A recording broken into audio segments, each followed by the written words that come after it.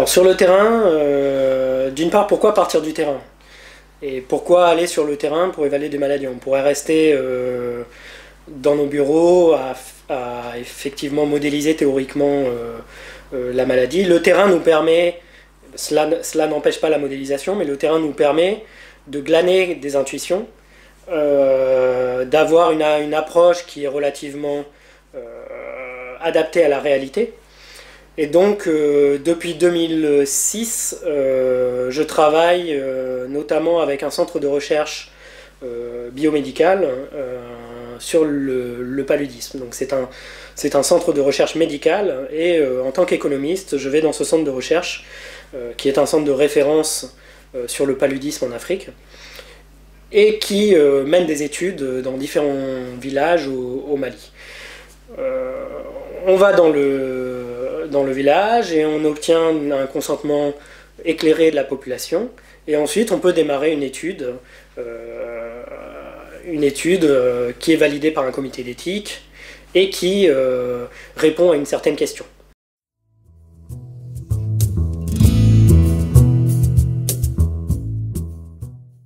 Donc on peut prendre des questions d'efficience des systèmes de soins par exemple. Donc est-ce qu'un centre de santé répond de façon adéquate à une demande de santé particulière? Supposons une demande en moustiquaire imprégné. Est-ce que ce sont les gens qui sont les plus infectés qui vont recevoir le plus efficacement ces moustiquaires?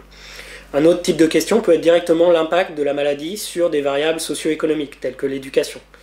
Donc dans le cas de l'exemple que je prenais tout à l'heure, l'impact du paludisme sur l'éducation primaire des enfants, on peut analyser cet effet en collectant des données d'éducation dans une école et en collectant de façon parallèle, en lien avec un laboratoire, des paramètres biomédicaux, de parasitémie ou autres, mais également en prenant en compte des aspects de perception individuelle de la santé au sein du ménage. Donc il y a plusieurs dimensions qui s'imbriquent ici et qui permettent de répondre à une question précise. Maintenant, le type de méthodologie va dépendre de la question.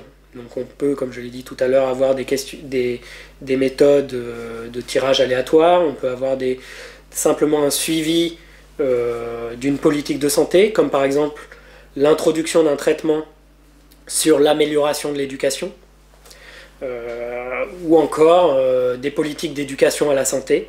Est-ce que ces politiques d'éducation à la santé modifient les comportements préventifs ou de traitement des ménages? Voilà.